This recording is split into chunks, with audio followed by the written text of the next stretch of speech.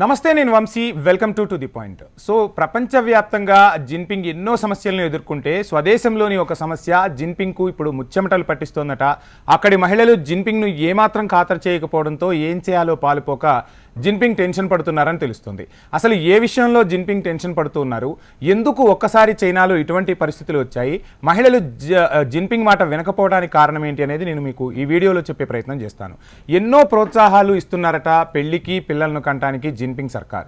అయినప్పటికీ అనేక వివాహ కార్యక్రమాలను కూడా నిర్వహిస్తూ వస్తున్నా ఇక సైనిక కుటుంబాలనైతే ఎక్కువ మంది పిల్లలకు జన్మనిచ్చే విధంగా కూడా ప్రోత్సహించే కార్యక్రమాన్ని అమలు చేస్తున్నారట జిన్పింగ్. ఆ తర్వాత చైనాలోని సైనికులు రెండవ మూడవ బిడ్డకు జన్మనివ్వడంలో జాతీయ సంతానోత్పత్తి విధానాన్ని కూడా అమలు చేయడంలో ఇప్పటికే ముందంజలో ఉన్నారని తెలుస్తుంది. ఒకప్పుడు పసిపిల్లలపై దృష్టి సారించిన వ్యాపార సంస్థలు ఇప్పుడు వృద్ధులపై దృష్టి సారిస్తున్నాయట. పిల్లల సంరక్షణ కోసం నిర్మించిన అనేక కొత్త కిండర్ గార్డెన్లు విద్యార్థుల కొరత కారణంగా మూతపడ్డట్టు తెలుస్తుంది. చైనాలో ప్రీ స్కూల్ విద్యా సంస్థల సంఖ్య 2022లో 2% తగ్గిందట. చైనా అధ్యక్షుడు జిన్పింగ్ ప్రస్తుతం ఎదుర్కొంటున్న అతిపెద్ద సమస్య వృద్ధాప్య జనాభా. ఓవైపు నవజాత శిశువుల జనన సంఖ్య తగ్గిపోతూ ఉంటే మరోవైపు వృద్ధుల సంఖ్య భారీగా పెరుగుతోందట చైనాలో. ఒకప్పుడు జనాభాలో ప్రపంచంలోనే నెంబర్ 1గా ఉన్న చైనా ఇప్పుడు జనాభా పతనం దిశగా అడుగులు వేస్తున్నట్టు తెలుస్తుంది. 2022లో చైనాలో నవజాత శిశువుల సంఖ్య 10 మిలియన్ల కంటే తక్కువగా ఉన్నట్లు రికార్డ్స్ పరిశీలిస్తే తెలుస్తుంది. అయితే 10 ఏళ్ల క్రితం అంటే 2012లో ఈ సంఖ్య దాదాపు 16 మిలియన్లుగా ఉందట. కొన్ని అంచనాల ప్రకారం చైనా ప్రస్తుత జనాభా 1.4 బిలియన్లుగా తెలుస్తుంది. ఇదే పరిస్థితులు ఇలాగే కొనసాగితే 2100 నాటికి డ్రాగన్ కంట్రీ జనాభా దాదాపు 500 మిలియన్లకు తగ్గవచ్చని చెప్తున్నారు. అక్కడ మహిళలు పిల్లలను కనేందుకు సిద్ధంగా లేరని చెప్తున్నారు.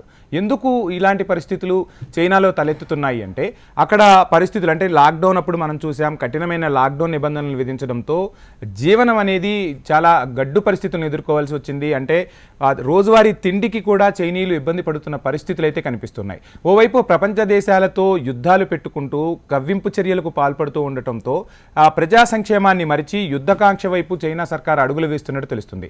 ఈ నేపథ్యంలో దేశంలో ఆర్థిక స్థితిగతులు పైకి కనిపించేంత స్పష్టంగా అయితే లేవు, పైకి కనిపించేంత మంచిగా అయితే లేవు.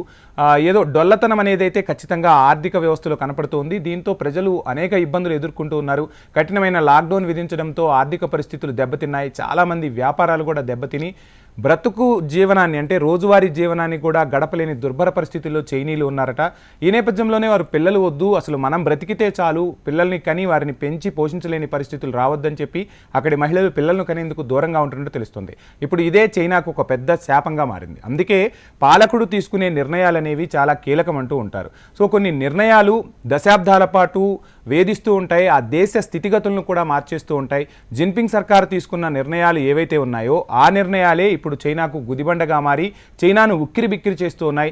అక్కడ మహిళలకు ఎన్ని ప్రోత్సాహకాలు కల్పించినా ఇప్పుడు ఆ మహిళలు చైనా అధ్యక్షుడు జిన్పింగ్ మాట వినే పరిస్థితిలో అయితే లేరు. అందుకే పాలకుడి నిర్ణయాలు ప్రజల పాలిట వరాలుగా మారాలి తప్ప శాపాలుగా మారకూడదని అంటారు రాజకీయ విశ్లేషకులు.